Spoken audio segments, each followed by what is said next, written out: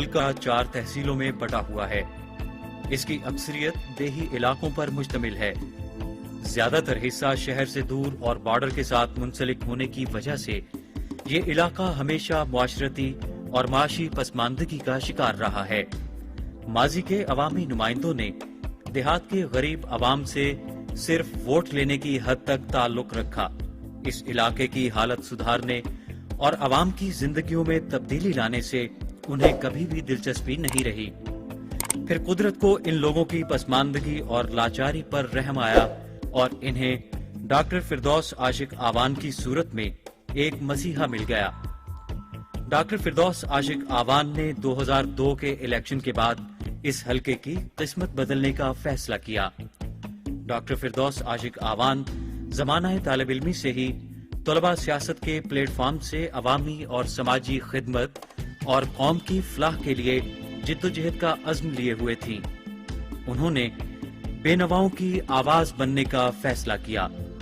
مسلسل عوامی رابطے، محروم اور نچلے طبقے کے مسائل سے دلچسپی اور سب سے بڑھ کر اس علاقے کی خواتین کی حالت زار تبدیل کرنے کی بے پایاں آرزو وہ عوامل تھے جن کی بنا پر 2008 کے الیکشن میں ڈاکٹر فردوس عاشق آوان کو عوام نے بھاری اکثریت سے کامیاب کرایا۔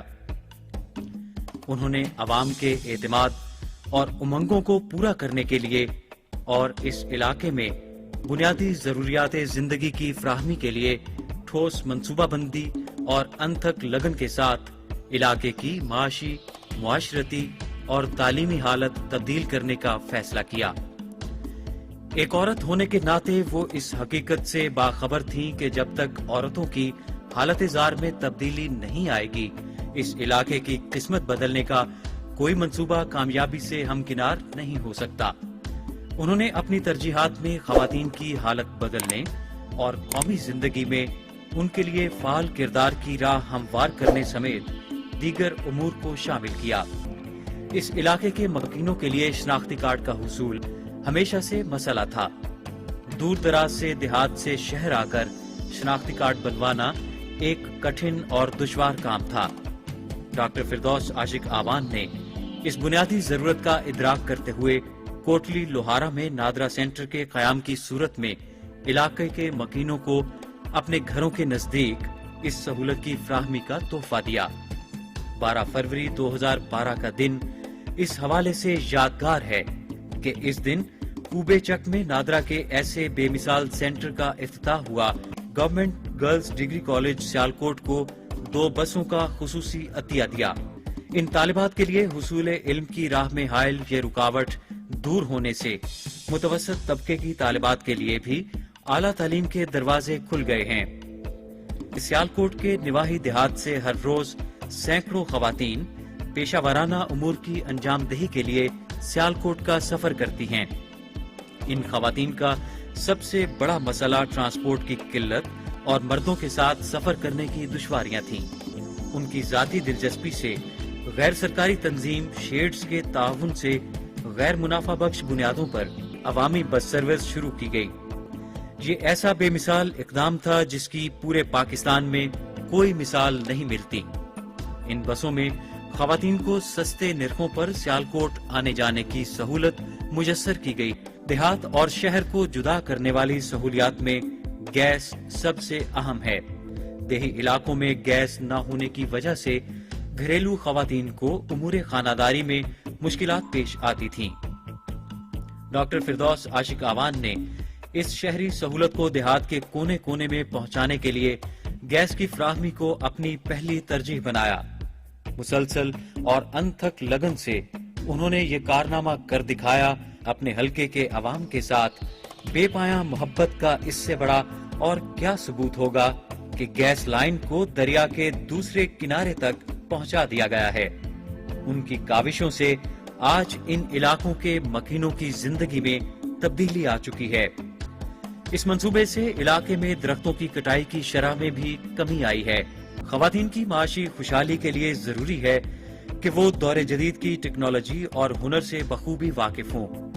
اس سینٹر میں خواتین کی پیشہ ورانہ استعداد کار میں اضافے کے لیے بھی خصوصی پروگرام شروع کیے گئے، جن کی بدولت جہاں خواتین کے لیے ملازمتوں کے حصول کے لیے ہنر میسر آیا، وہیں پر پہلے سے ملازمت شدہ خواتین کی کارکردگی میں بھی اضافہ ہوا، اور یوں خواتین مردوں کے شانہ بشانہ قومی زندگی میں اپنا حصہ ڈالنے لگیں۔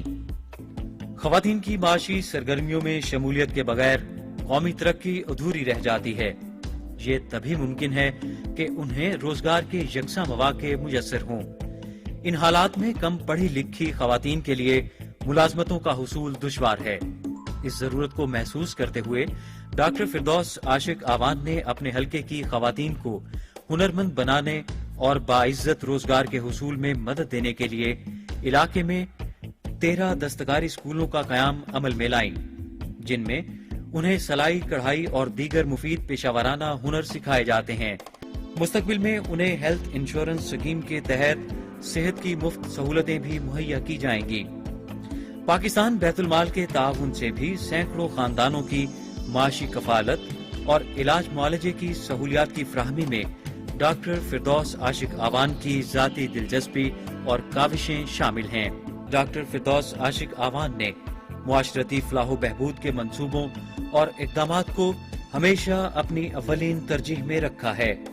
عوام کے دکھ سکھ میں شرکت اور ان کی زندگیوں میں بہتری کو اپنا نصب العین بنانے کے بعد انہوں نے متعدد ایسے منصوبوں کو پایہ تکمیل تک پہنچایا جو کہ سماجی خدمت اور غریب پروری کی اعلیٰ مثال ہیں۔ معاشرے کی متوسط اور سفید پوش افراد کے لیے اجتماعی شادیوں کا پروگرام اس احساس کی زندہ مثال ہے۔ ان کی انسانیت کے لیے گراں قدر کاوشوں سے سینکڑوں نادار گھرانوں کی بچیاں جو کہ وسائل نہ ہونے کی وجہ سے شادی سے محروم تھیں، آج خوش و خرم زندگی بسر کر رہی ہیں۔ ڈاکٹر فردوس عاشق آوان نے بین المذاہب ہم آہنگی کے عملی فروغ کے لیے مسیحی برادری کے لیے کرسمس کے مواقع پر خصوصی پروگراموں کا انعقاد کروایا۔ گرجا گھروں کی دیکھ بھال کا اہتمام کروانے کے ساتھ ساتھ اقلیتوں کے بچوں کے لیے خصوصی وظائف بھی مہیا کیے گئے ہیں۔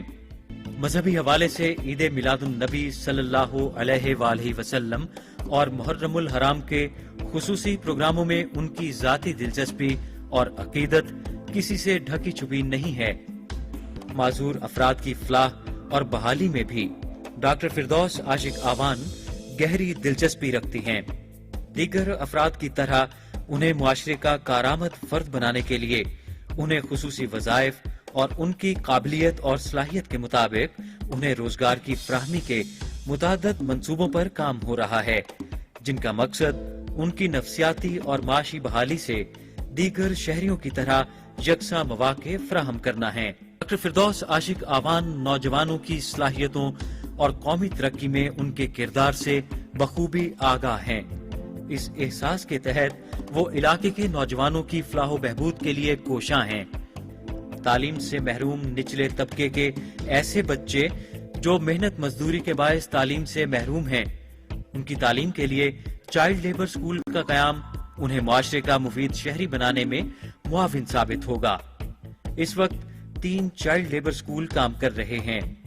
ڈاکٹر فردوس عاشق آوان کے ممبر اسمبلی بننے سے قبل یہ حلقہ گوناگوں مسائل سے دوچار تھا، مگر ان کی انتھک جد و جہد اور اپنے حلقے کی تقدیر بدلنے کے عزم کے باعث آج ان دور دراز دیہاتوں میں بجلی کی ٹرانسمیشن لائنیں گھر گھر اجالا کر رہی ہیں۔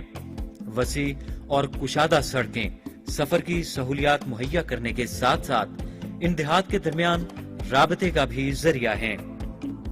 پینے کے صاف پانی کی فراہمی نے مکینوں کی زندگیوں کو تبدیل کر کے رکھ دیا ہے۔ نکاسی آب کے منصوبوں کی تکمیل سے مکینوں کی زندگی میں خوشگوار تبدیلی آئی ہے۔ ان تمام میگا پروجیکٹس کے ساتھ ساتھ ڈاکٹر فردوس عاشق آوان نے اپنے حلقے کے علاوہ سیالکوٹ کی تعمیر و ترقی میں بھی گہری دلچسپی لی ہے۔ شہر کی صنعتی ترقی کے امکانات کو بڑھانے کے علاوہ تعلیمی سہولیات میں اضافہ کروایا۔ علاقے کی ثقافت کو اجاگر کرنے کے لیے ان کی ہدایت پر لوک میلے اور دیگر تقریبات ان کی اپنی مٹی کے ساتھ والہانہ وابستگی اور اپنے تہذیبی اور ثقافتی اقدار سے محبت کا کھلم کھلا اظہار ہے۔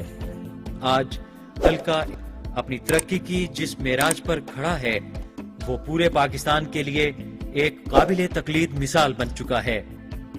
دور دراز دیہات میں جدید شہری سہولیات کی فراہمی کے حوالے سے ملک کا کوئی بھی علاقہ اس کا ہم پلہ نہیں ہے۔ ترقی اور تبدیلی کا یہ سارا سفر صرف ایک شخصیت کی ذات کے گرد گھومتا ہے، جنہوں نے عوامی نمائندگی کا حق ادا کرتے ہوئے محض چند برسوں میں اس علاقے کی قسمت بدل کر رکھ دی۔